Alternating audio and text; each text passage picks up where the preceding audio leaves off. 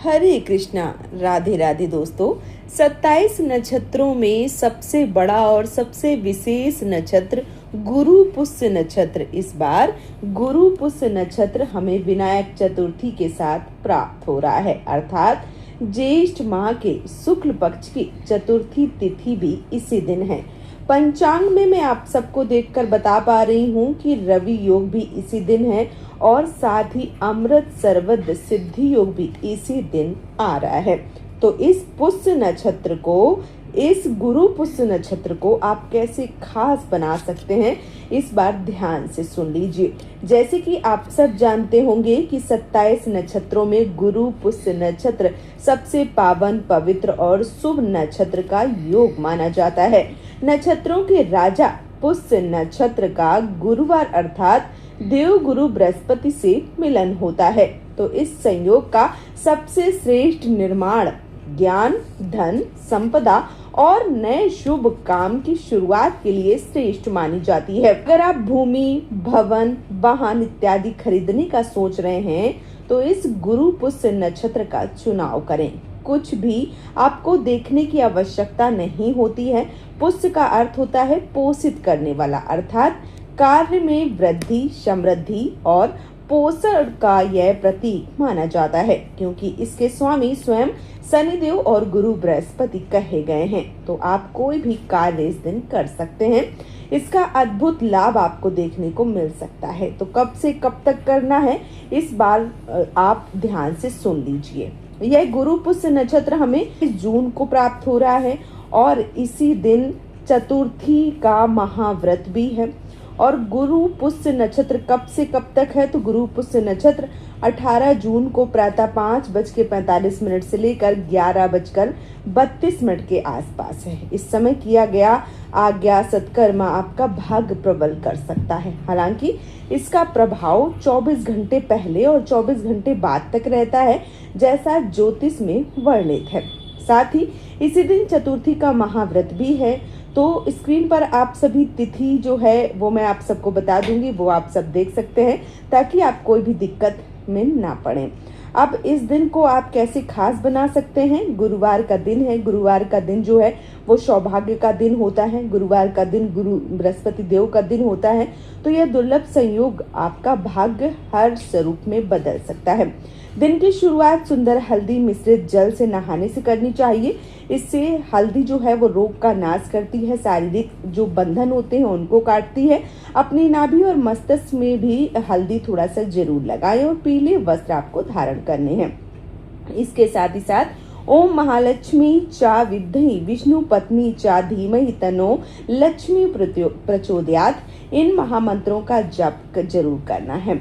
आप सभी ओम नमो भगवते वासुदेवाय या श्री शिवाय नमस्तभ्यम इस मंत्र का मन ही मन जप कर सकते हैं, क्योंकि पुष्य नक्षत्र में माँ लक्ष्मी की स्तुति, श्री नारायण की स्तुति बहुत अधिक फल देने वाली होती है। इसमें आप खरीदारी जो है वो कर सकते हैं। कोई जड़ धारण की जाए तो इसका अनंत गुना फल मिलता है। गुरु पुष्य नक्षत्र में आपको ये प्रयत्न करना चाहिए कि सूर्य की स्थिति पहले कर लें। फिर गुरुवार का दिन है तो तुलसी और केले के वृक्ष में कच्चा दूध जरूर समर्पित करें। चुटकी हल्दी भी समर्पित करने से का प्रयास जो है वो आपको जरूर करना चाहिए। इससे गुरु ग्रह जो है वो आपका मजबूत होता है और सौभाग्य बढ़ता चला जाता है। इस दिन एक श्रेष्ठ उपाय किया जा सकता है, तो आप इस उपाय को जरूर करें जिससे आपको लाभ प्राप्त हो। अपने घर के मंदिर में जो माता लक्ष्मी है, श्री नारायण है, उन्हें स्थापित करें, विराजमान करें। फिर उनकी विधिवत रूप से पूजन करें, भोग प्रसाद समर्पित करें। गणेश जी महाराज की भी पूजा करें। माता लक्ष्मी को विराजमान करें, क्योंकि माता लक्ष्मी जो है वो गणेश जी जो है उनके दत्तक पुत्र हैं। गणेश जी महाराज आपने कई बार देखा होगा कि दीपावली में गणेश जी की ही पूजा होती है। रिद्धि सिद्धि के जो दाता होते हैं वो चतुर्थी का व्रत करने के कारण अद्भुत इनका सहयोग होता है।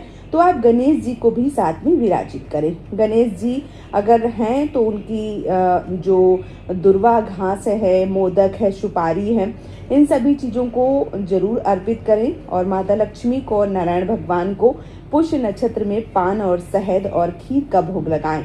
भाग बदलने के लिए ये कार्य जो है वो बहुत ज़्यादा उत्तम है। तो ये सरल सा कार्य जो है वो आप कर सकते हैं। अपने घर पर महामंत्रों का जप करते हुए विधि विधान से पूजन जो है वो जरूर करें। गुरुवार का दिन है, शिवलिंग पर आवश्यक रूप से पीली वस्तु समर्पित करें, इससे अनंत गुना जो फल हैं वो आपको मिलते हैं।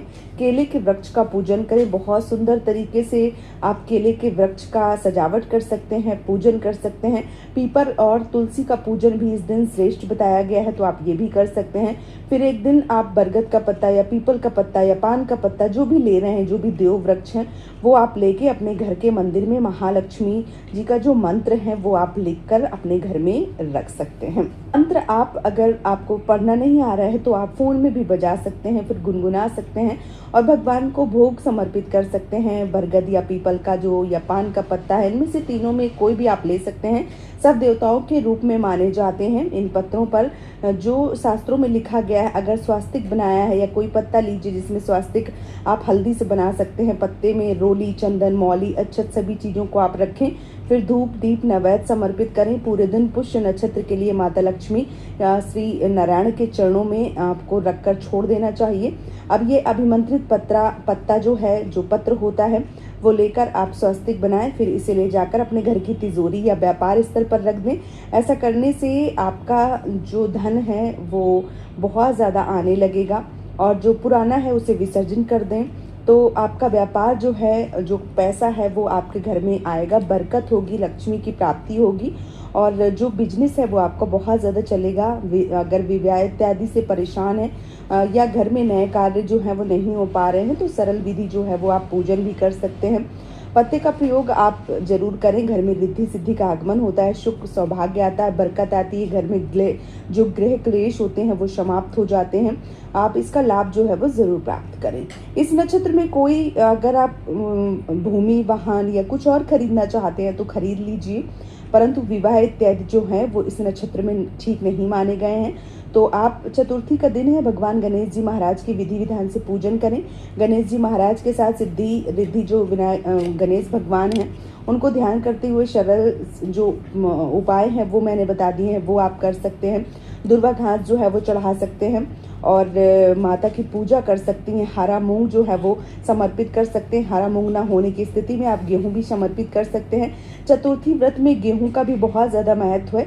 उसके बाद आप सभी से थोड़ा सा दुर्वा जो है वो समर्पित करें। गणेश भगवान का जो स्थान होता है वो शिवलिंग पर कहाँ होता है ये आप सब जानते हैं। अगर नहीं पता है तो आपको जहाँ लग रहा है मैं स्क्रीन पे दिखा दूंगी, आप सब देख लीजिए। चीज़ें जो है वहीं पे समर्पित कर दीजिए। शहद, दुर्वा, हरा मूंग, गेहूँ जो चीज़ें हैं वो वहीं पे समर्पित करें। विधि विधान से शिव पूजा, दीपदान, श्री नारायण की पूजा, गणेश भगवान से निरंतर प्रार्थना कीजिए। थोड़ा सा शहद लीजिए, अपने घर लेकर आइए और सिद्धि विनायक गणेश जी की जय कहते हुए अपने घर के मुख्य द्वार पर शहद की जो बिंदी है वो लगाइए। शहद प्रसाद के रूप में भक्त अपने परिवार के सदस्य भी उन्हें ग्रहण कर सकते हैं। तो शारीरिक और मानसिक जो आर्थिक संकट है उससे मुक्ति मिलती है। हर तरह के कार्य जो है वो बनने प्रारंभ हो जाते हैं।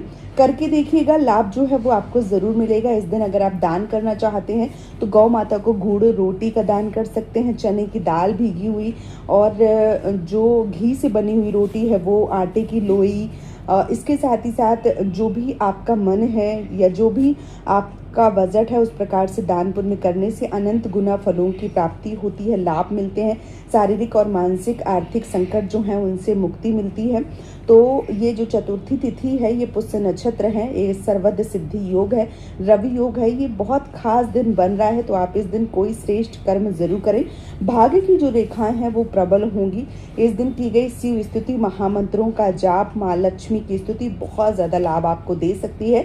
इस दिन आप अपने घर का दरिद्र दहन स्रोत का पाठ करके दरिद्रता को घर से बाहर निकाल सकते हैं। जो महादेव के मंदिर है वहाँ पर जाकर कनक धारा स्रोत का पाठ कर सकते हैं। इससे भी अनंत गुना फल की प्राप्ति होती है। सब तरह के बंधनों से जीवन को मुक्त करने वाला ये मंत्र होता है। तो आप दुख हरित दहन स्रोत शिव मंदिर पर या घर पर बैठकर भी पढ़ सकते हैं। इन शुभ नक्षत्रों और तिथियों पर की गई साधना अनंत गुना फल देती है। साथ ही आप महालक्ष्मी के जो भी कनक धारा स्रोत इत्यादि भी पढ़ सकते हैं। विष्णु सहस्त्र पढ़ सकते हैं, सुन सकते हैं। तो आप इनका पूर्ण फल जो है वो प्राप्त कर सकते हैं। आप सबको ये वीडियो कैसा लगा है आप हमें कमेंट एक ज़रूर कीजिए, क्योंकि मेरी मेहनत के लिए यदि आप कमेंट करते हैं तो मुझे बहुत अच्छा लगता है। आपको वीडियो वीडियो जैसा भी लगा है आप हमें ज़रूर बताइए, और यदि वीडियो पसंद आया है तो चैनल को सब्सक्राइब करके वीडियो को लाइक कर लीजिए। ये वीडियो मैं यहीं पे समाप्त करूँगी। बहुत जल्दी मिलूंगी एक और नए वीडियो के साथ में। तब तक के लिए जय श्री श्याम दोस्तों, राधे राधे।